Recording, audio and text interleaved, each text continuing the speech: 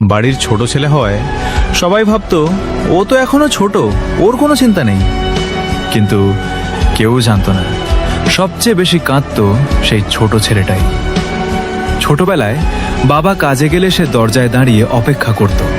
মা বলতেন, বাবা তোর আব্বু সন্ধ্যায় আসবে। সন্ধ্যা হলেই দৌড়ে গিয়ে বাবার ব্যাগটা নিয়ে বলতো, আব্বু আজ আমার জন্য কি খেয়ে এনেছ? বাবা হেসে মাথায় হাত বুলিয়ে দিতেন। সময় বদলে গেল। একদিন বাবা পৃথিবী ছেড়ে চলে গেলেন। সেদিন প্রথমবার বাড়ির ছোট ছেলেটা বুঝল কিছু মানুষ একবার চলে গেলে আর কোনোদিন ফিরে আসে না। এরপর বড় ভাই প্রবাসে চলে গেল, বোনের বিয়ে হয়ে গেল। একসময় যে বাড়িতে হাসির শব্দ ছিল সেই বাড়িটা নীরব হয়ে গেল। মা বারান্দায় বসে থাকতেন আর ছোট ছেলে চুপচাপ মায়ের পাশে বসে থাকত।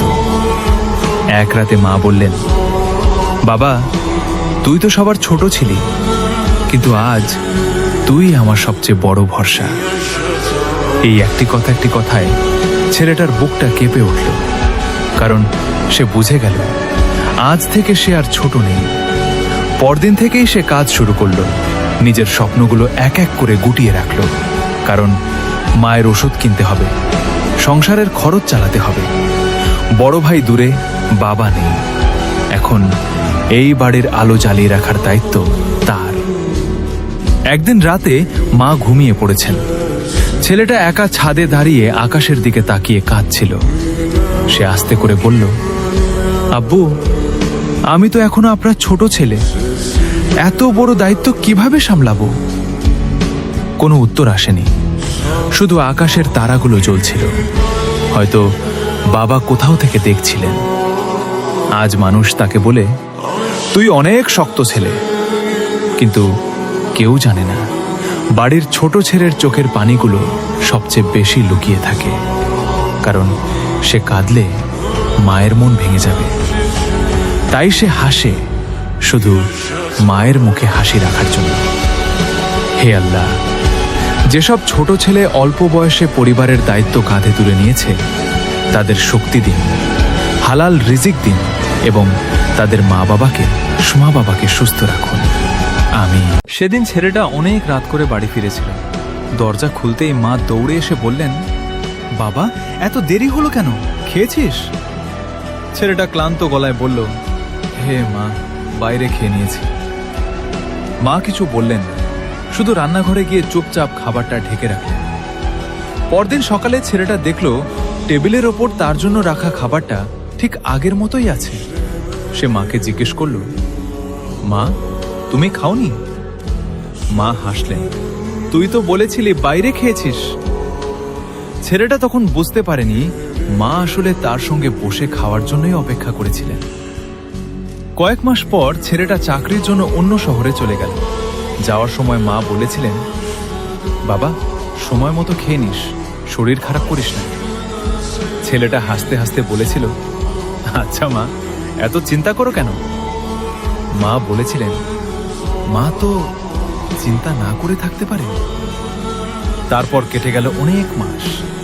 একদিন হঠাৎ ফোন এলো, তোমার মা খুব অসুস্থ। ছেলেটা ছুটে বাড়ি এলো, কিন্তু মা তখন হাসপাতালের বিছানায়। ছেলেটা মায়ের হাত ধরে কাঁদতে কাঁদতে বলল, মা আমি এসেছি। মা চোখ খুলে খুব আস্তে বললেন, বাবা খেয়েছিস? এই একটা প্রশ্ন শুনেই ছেলেটা ভেঙে পড়ল। সে মায়ের হাত বুকে চেপে ধরে বলল, মা তুমি নিজের কথা কখনো ভাবলে না কেন? মা মৃদু হেসে বললেন, সন্তানের কথা ভাবতে ভাবতেই তো মা হয়ে গেছি বাবা। কিছুক্ষণ পর মায়ের চোখ বন্ধ হয়ে গেল। ছেলেটা চিৎকার করে বলল, মা আজ আমি সত্যিই তোমার সঙ্গে বসে ভাত খাবো, তুমি শুধু একবার উঠে বসো। কিন্তু সেদিন মায়ের হাতের রান্না ছিল, খাবার ছিল, টেবিল ছিল, শুধু মা ছিলেন না। সেদিন থেকে ছেলেটা যতবার খাবার টেবিলে বসে নিজের অজান্তেই একটা অতিরিক্ত প্লেট সাজিয়ে রাখে। তারপর কিছুক্ষণ তাকিয়ে থাকে সেই খালি চেয়ারের দিকে। মনে হয় এই বুঝি মা এসে বলবেন, বাবা আরেকটু ভাত নে। মা চলে গেলে ঘরের জিনিসগুলো থাকে, কিন্তু ঘরটা আর আগের মতো থাকে না। তাই মা যখন ডাকেন উত্তর দাও, মা যখন পাশে বসতে বলেন বসো, কারণ মায়ের সঙ্গে কাটানো কয়েকটা মিনিটের মূল্য মা চলে যাওয়ার পর পৃথিবীর সব টাকা। मुझे डर लगता है तुम्हें खोने का। लगता है मेरे हाथ से कहीं तुम फिसल ना जाओ। तुम मेरे पास हो फिर भी लगता है कब तक। मुझे पूरी कहानी लिखनी है, तुम आधे में ना उब जाओ।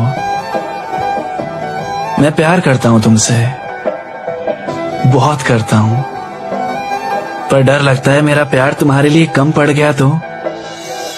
मुझसे छूट चुके हैं रिश्ते पुराने, तुम्हें नहीं छोड़ना, पर क्या करूं इस कोशिश में मैं अकेला पड़ गया तो।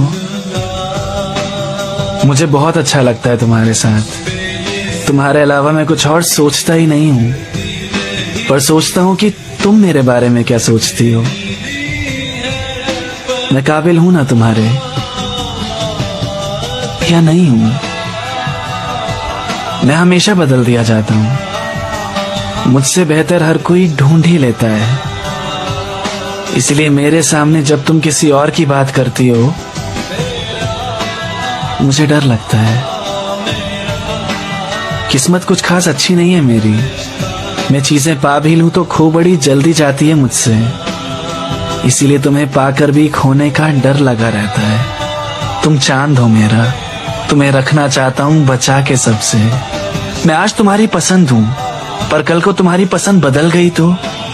मैं कितनी फिजूल की बातें सोचता हूं ना, पर ये बातें कहीं सच हो गई तो। जो होना होगा वो होकर रहेगा, पता है मुझे। मिलना बिछड़ना मेरे हाथ में तो नहीं, पर मेरी जिंदगी का ये हिस्सा सबसे हसीन हिस्सा है। मैं चाहता हूं कि आगे भी तुम्हारे साथ गुजरे जिंदगी। मैं हूं अकेला यहां बैठा हुआ, फिर भी एहसास है तुम्हारे होने का। तुम साथ हो मेरे, मैं किस्मत पे यकीन कैसे करूं। इसीलिए डर लगता है तुम्हें खोने का, मुझे डर लगता है तुम्हें खोने का।